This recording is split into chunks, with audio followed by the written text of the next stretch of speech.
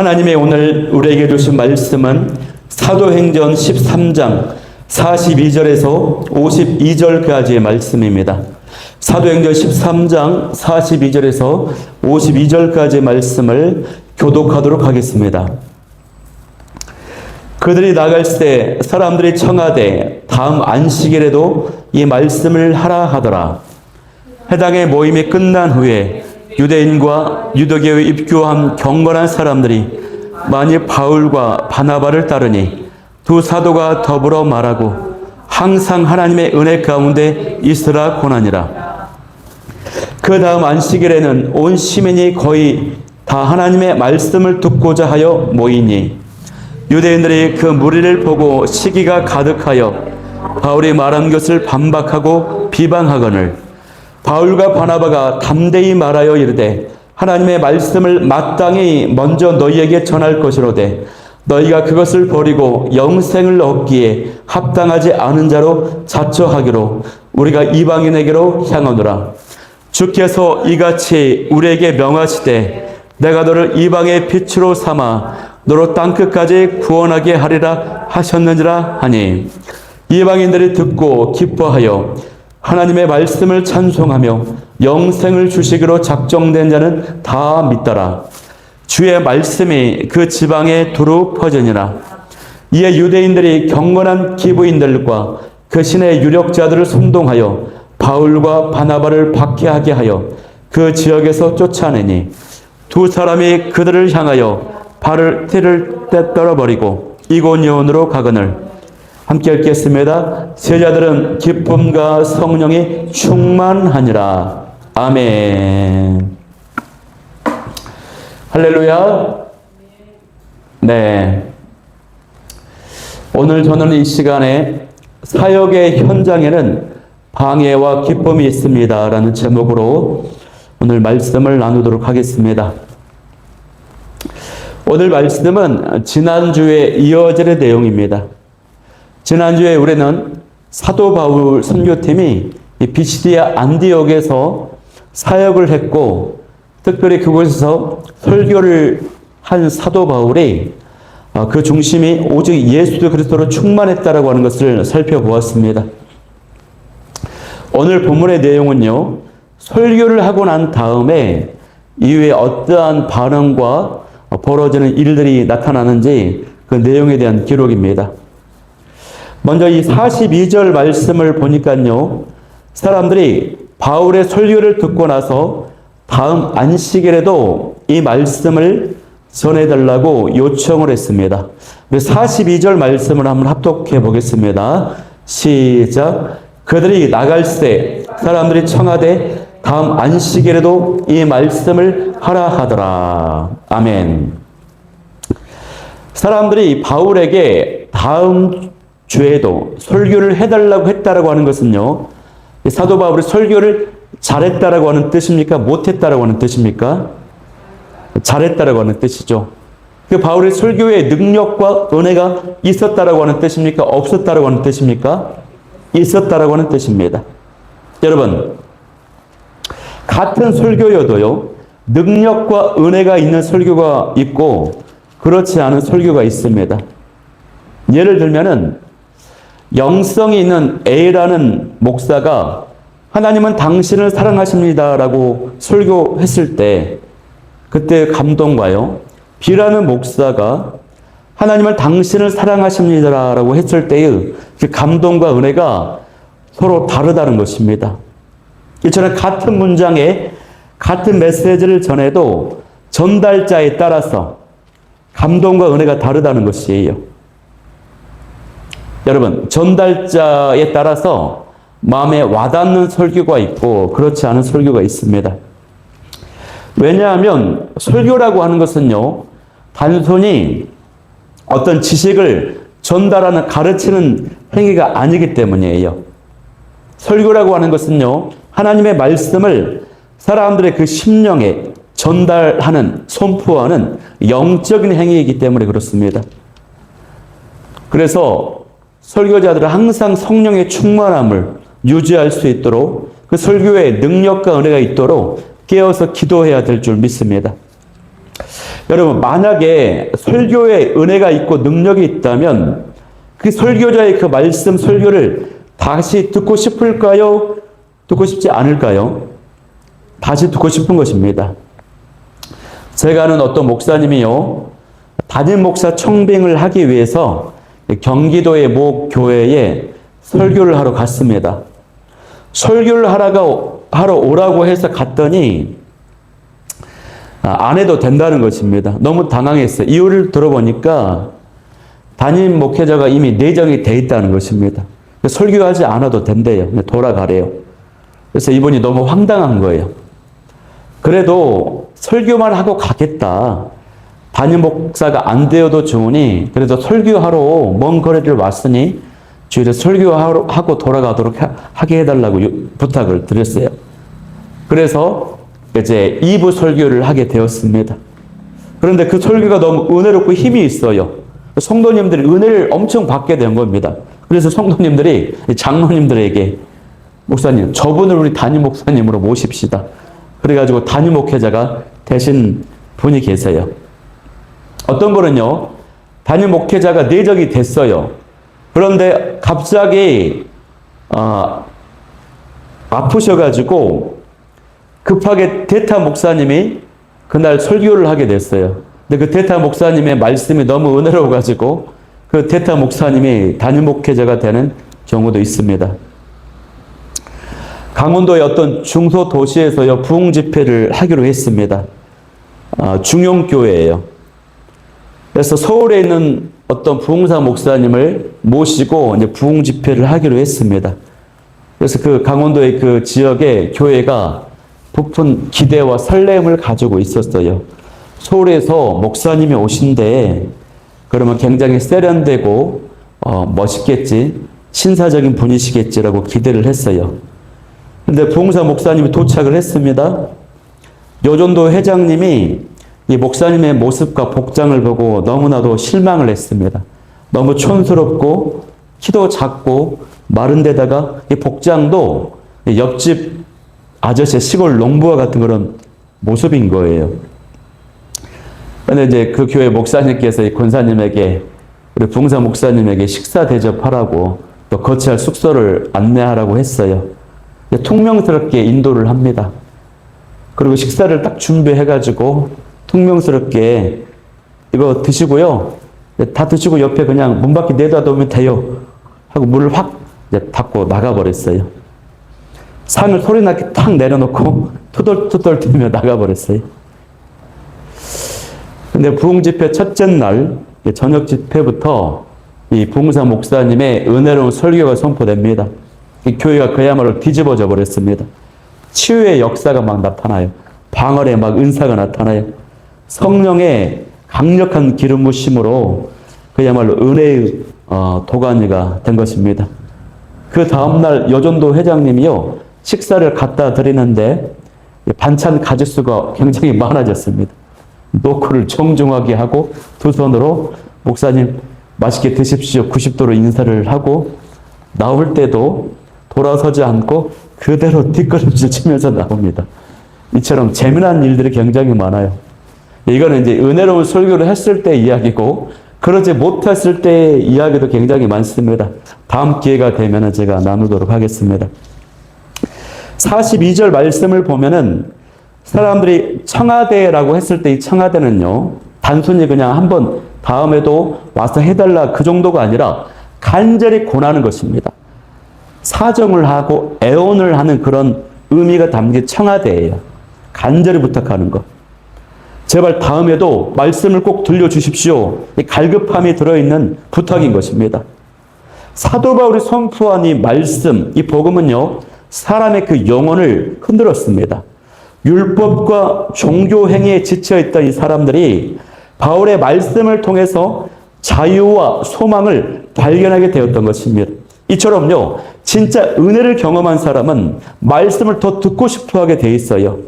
여러분, 사막에서 길을 잃은 사람이 타는 목마름으로 쓰러지기 직전에 있습니다. 그러다가 우연히 지나가는 사람이 건네준 물 한 모금을 마셨다면 그것으로 만족하겠습니까? 어떻게 할까요?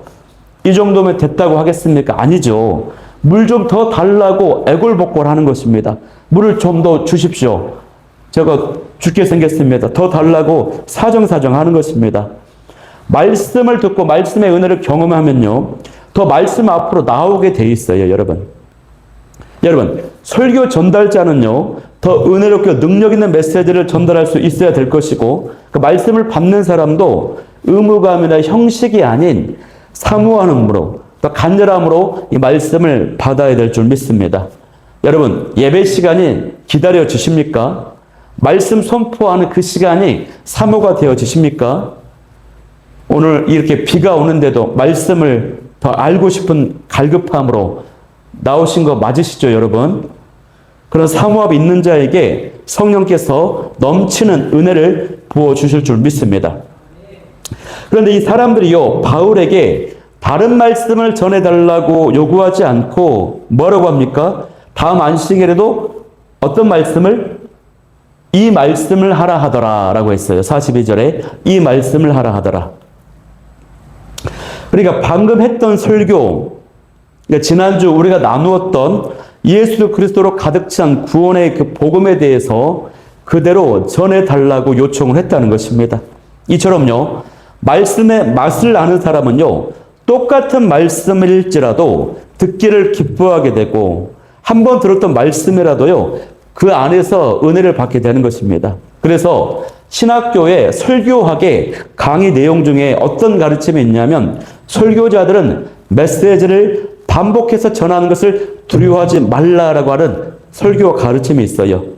물론 우리가 원고를, 지난번에 썼던 그 원고를 1부터 100까지 그대로 재탕, 삼탕하는 것은 안 되겠지요. 그러나 그 안에 들어있는 메시지, 내용들을 반복해서 전달하는 것을 두려워하지 말라는 것입니다. 왜 그렇습니까?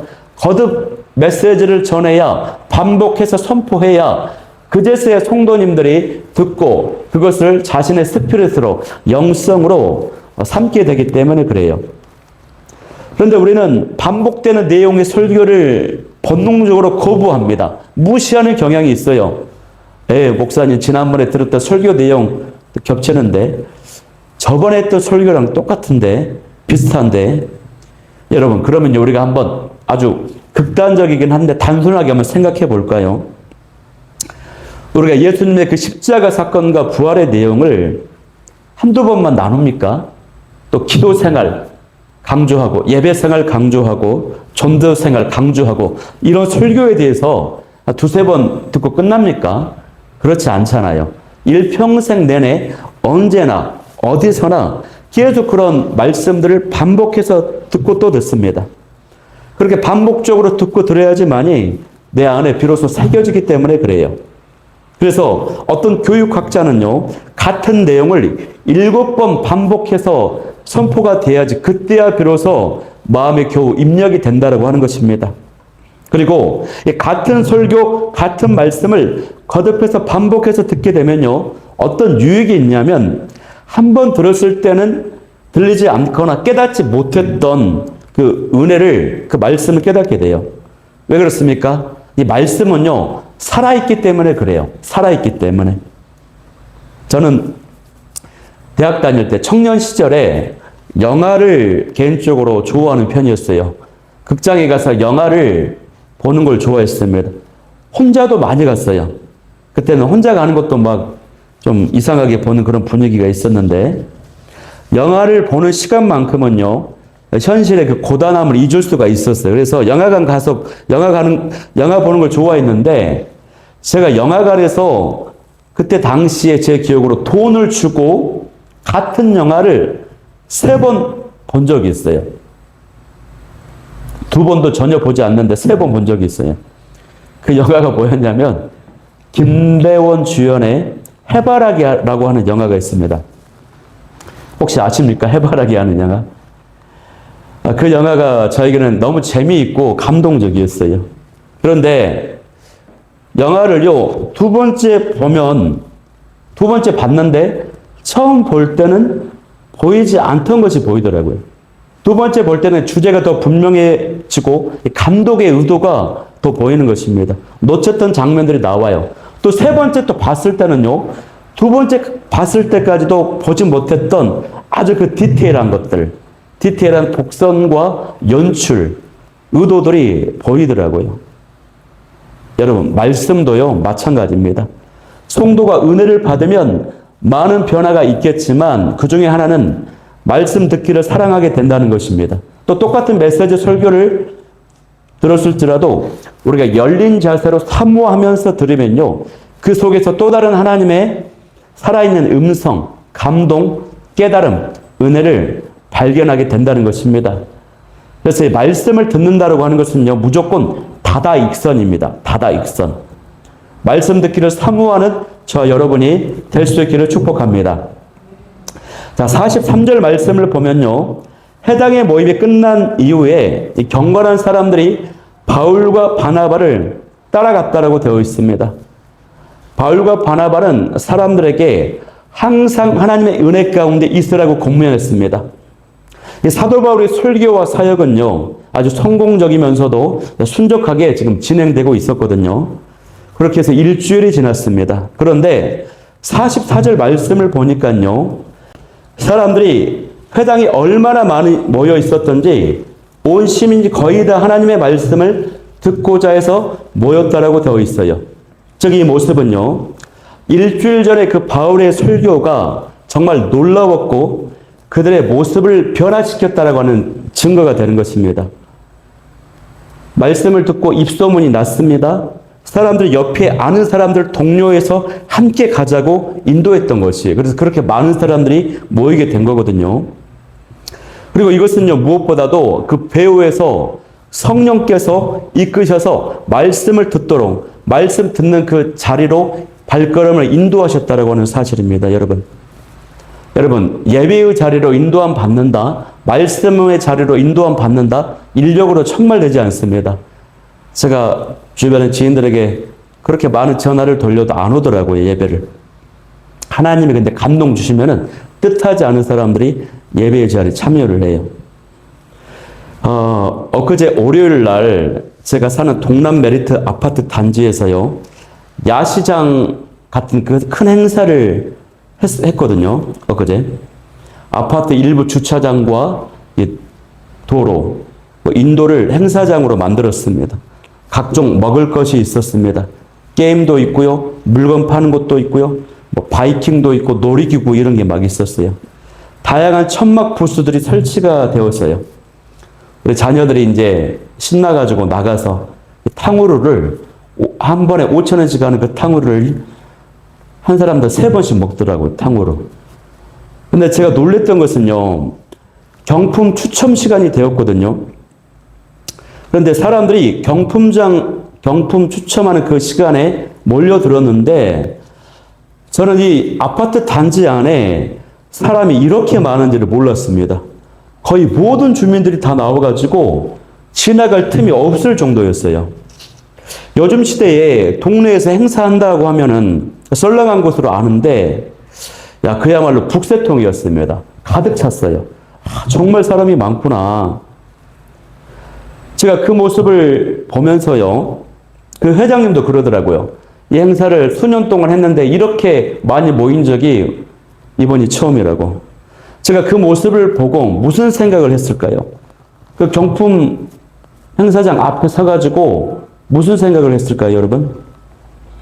아, 나도 경품 당첨돼야 되는데 이런 생각했을까요?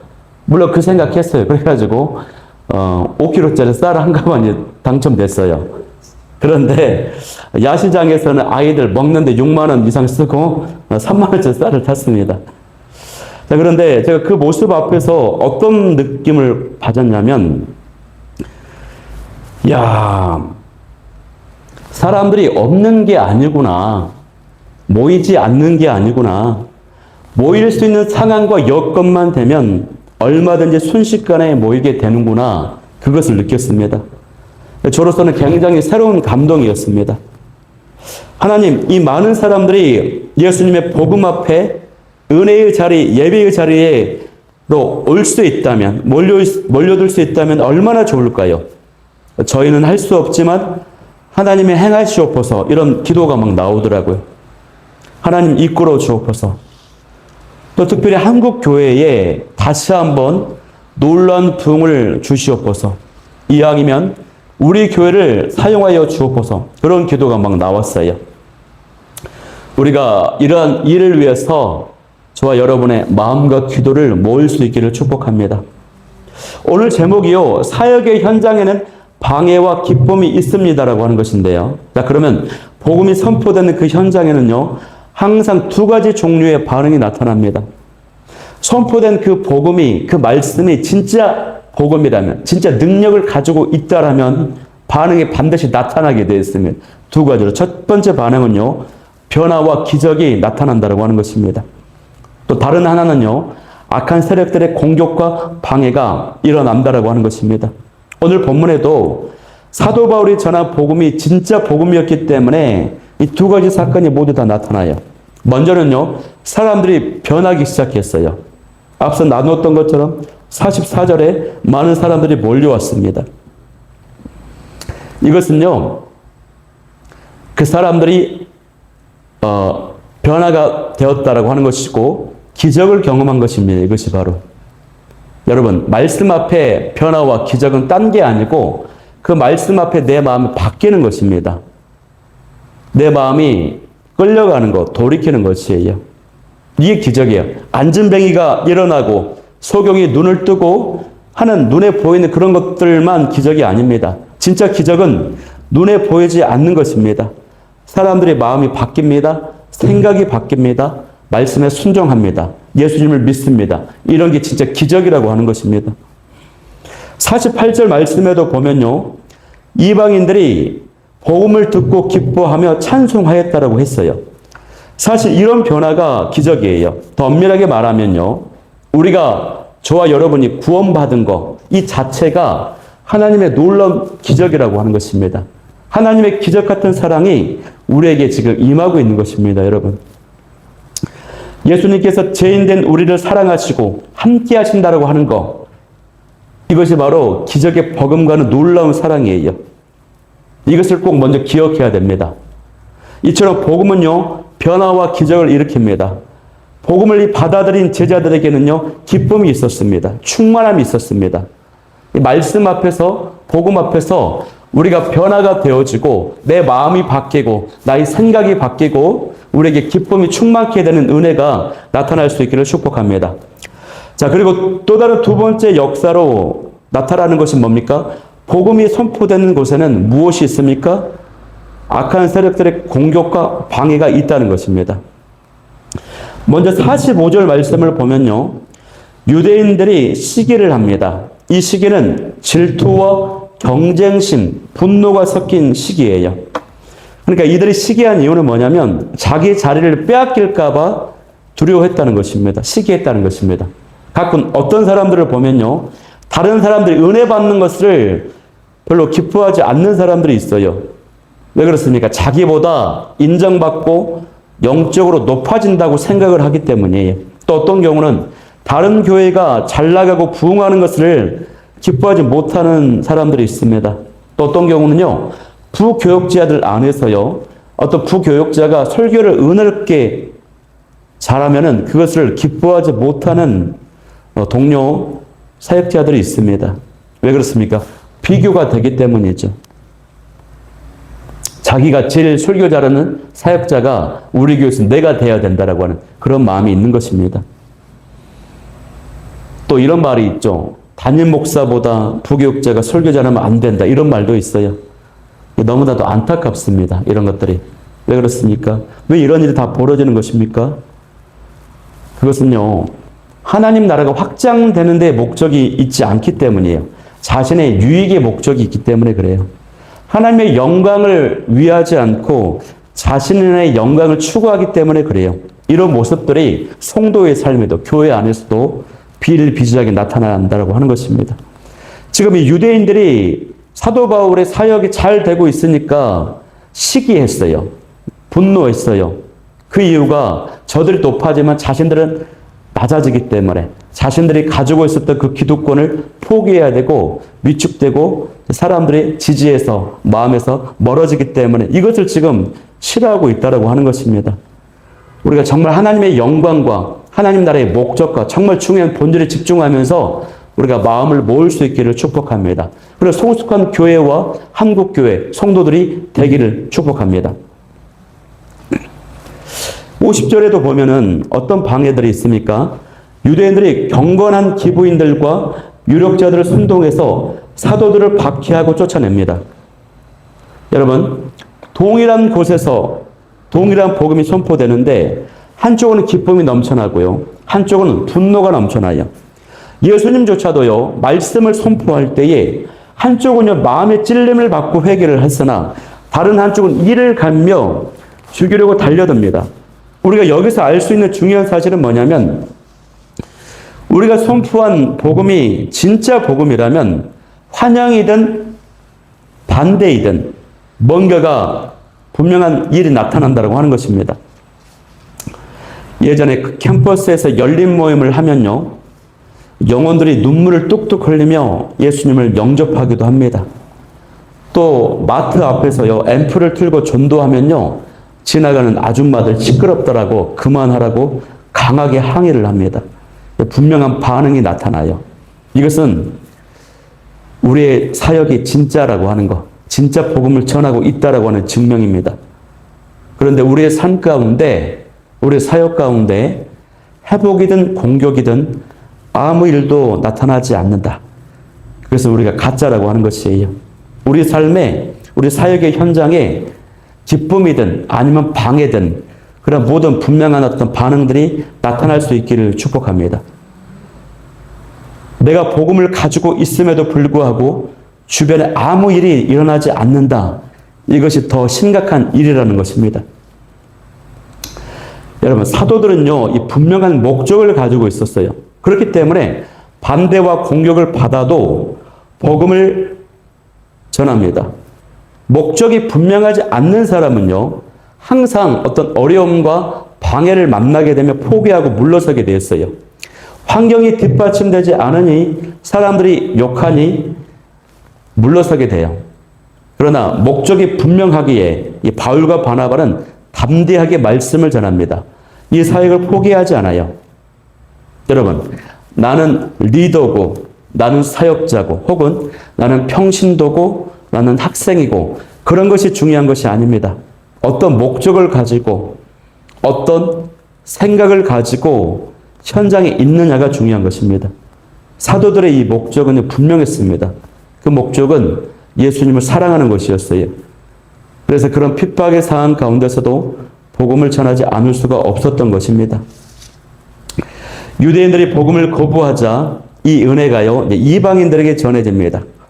사도들이 이방의 빛이 되어서 이방인들에게 복음을 전하게 된 것입니다. 46절 말씀은 이 전도팀 사역의 그 방향의 그 분기점이 되는 말씀이에요. 46절 말씀을 기점으로 이들의 사역의 중점이 바뀝니다. 우리 46절 말씀을 한번 합독해 보겠습니다. 시작. 바울과 바나바가 담대히 말하여 이르되 하나님의 말씀을 마땅히 먼저 너희에게 전할 것이로되 너희가 그것을 버리고 영생을 얻기에 합당하지 않은 자로 자처하기로 우리가 이방인에게로 향하노라. 아멘. 여러분, 너희가 복음을 받아들이지 않으니 우리는 누구를 향한다고 했습니까? 이방인에게 간다라고 했어요. 이방인에게로 향하더라. 이어서 47절 말씀에도 보면은 주께서 이같이 우리에게 명령하시기에 내가 너를 이방의 빛으로 삼아 너로 땅끝까지 구원하게 하리라 하셨느니라. 이 말씀은 이제 이사야 49장 말씀을 인용한 것인데, 그러니까 하나님의 계획은 처음부터 이방, 열방을 향해 복음의 빛을 비추는 그런 존재가 되기를 바랬다라고 하는 것입니다. 열방을 구원하는 것, 이것이 바로 하나님의 처음부터의 계획이었어요. 전도팀은요, 이 사건을 통해서 이방인에게 복음을 비추는 빛이 되어야 된다고 하는 사명을 다시 한번 선포하면서 그 사명을 확실하게 붙잡습니다. 이 일은 전도팀에게 자신들의 사명은 이방인에게 빛을 비추는 것이구나 라고 하는 것을 깨닫게 해주는 사건이 되었어요. 방해를 만나서 자신들의 반대자를 만나서 위축되고 물러서고 좌절하는 것이 아니라 더 선명하게 우리를 향한 하나님의 계획과 뜻이 무엇인지를 붙잡았다고 하는 것입니다. 여러분, 저와 여러분은요, 세상의 빛입니다. 복음을 비추는 빛이에요. 방해와 어려움이 있더라도 이 정체성과 사명을 붙드는 것을 포기하지 않기를 바랍니다. 왜 그렇습니까? 그 길에 포기하지 않고 감당하는 그 길에 분명한 열매가 있기 때문이에요. 51절 말씀을 보면은 이렇게 기록되어 있거든요. 유대인들의 선동으로 인해서 이 바울과 바나바가 반대자들의 박해를 피해서 이고니온으로 발걸음을 옮깁니다. 그런데 누가는 이 장면에서 놀라운 사실을 기록하는데 48절에 보면은 이방인들이 듣고 기뻐하며 하나님의 말씀을 찬송하며 영생을 주시기로 작정된 자는 다 믿더라라고 기록되어 있어요. 바울이 선포한 그 메시지의 결과 많은 이방인들이 예수님을 믿었다. 그로 인해서 구원받았다라고 하는 것입니다. 그래서 유대인의 해당과는 다른 기독교인의 그 교회 모임이 이루어지게 된 것입니다. 누가는 이 사실을요, 49절에 이렇게 말합니다. 주의 말씀이 그 지방에 두루 퍼지게 되었다. 그렇게 해서 바로 최초의 갈라디아 교회가 세워지게 되는 것입니다, 여러분. 그래서 이방인일지라도 하나님의 영생을 주시기로 선택하고 작정된 자가 반드시 이제 구원을 받았다. 이렇게 이제 말씀이 이제 정리가 되고 있어요. 저와 여러분도 이방인입니다. 우리가 선택받았다라고 하는 그 증거는 우리가 예수님을 믿고 구원받았다라고 하는 이 사실이에요. 내가 선택받았다. 그 증거가 뭐냐? 내가 바로 예수님을 믿고 있다. 이것이 바로 증거라고 하는 것입니다, 여러분. 우리가 사람들에게 복음을 전해보기 전까지는 어떤 사람이 선택받은 사람인지 몰라요. 복음을 전했을 때 받아들이면 그 사람이 하나님의 선택을 받은 사람임을 알 수 있습니다. 그렇게 해서 이 오늘 BCD 안디옥 사역의 결론 52절 한번 읽어볼게요. 시작. 제자들은 기쁨과 성령이 충만하니라. 이 사도들의 한바탕 사역의 결과로 결론적으로 안디옥의 신도들에게 또 제자들에게 기쁨과 성령이 충만함으로 이 13장 말씀이 끝났습니다. 복음이 전해지고 떠난 그 자리에 열매와 기쁨, 성령 충만함이 남게 되었습니다. 여러분은 잘 모르실 겁니다. 영적인 사역을 하다 보면요, 특별히 설교를 하고 내려오면, 또 기도회 인도를 하고 내려오면 기쁨이 있어요. 이건 인도자들만이 경험할 수 있는 기쁨이 있어요. 단 조건이 있습니다. 은혜롭게, 정말로 기쁘게 은혜롭게 성령의 능력에 사로잡혀서 감당을 했을 때 내려오면은 세상과 비교할 수 없는 감격과 기쁨이 있습니다. 그래서 사역을 하고 나서, 설교하고 나서, 기도 인도하고 나서, 그 밖에 뭐 말씀이라든가 양육 훈련을 하고 나서 내 마음속에 어떤 마음이 드는가, 이 마음 보면은, 그 감동 보면은 이 사역이 내가 전한 말씀이, 기도회가, 은혜가 있었는지 없었는지를 대부분을 발견합니다. 반대로 마음이 헛헛하다 그러면 직관적으로 아는 것입니다. 부족했구나 많이.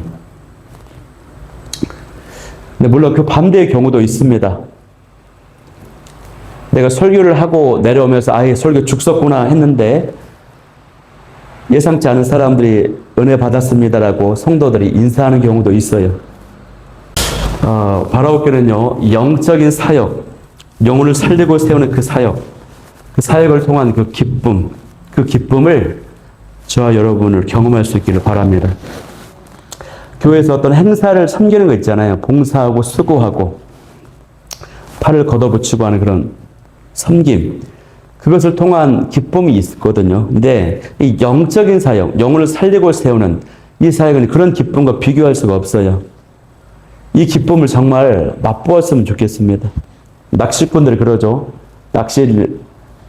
물고기가 잡혔을 때 막 손 떠는 그 손맛 기가 막히다. 등산 등반객들이 정상에 올라와서 그 희열을 느낀다고 그러죠. 기가 막히다 그래요. 영적인 그 기쁨을 맛볼 수 있기를 바랍니다. 저와 여러분의 정체성과 사명이요, 직장인이 아닙니다. 회사원이 이 정체성이 아니에요. 여러분의 사명과 꿈과 정체성은요, 영혼을 살리고 세우는 사람, 이것이에요. 이것은 사역자들만 하는 것이 아닙니다. 나도 영혼을 살리고 세우는 사역자다라고 하는 이 의식을 분명히 갖길 소망합니다.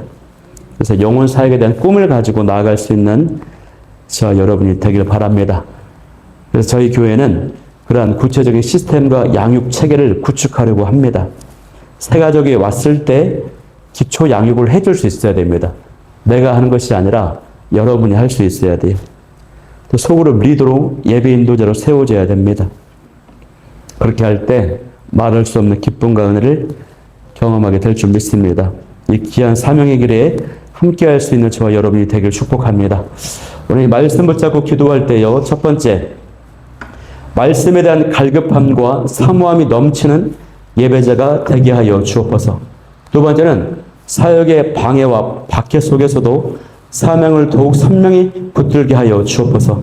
세 번째는 영혼을 살리고 세우는 사역자로 서서 성령의 충만한 기쁨을 보게 하여 주옵소서. 이 기도 제목 가지고 찬양하며 기도하도록 하겠습니다.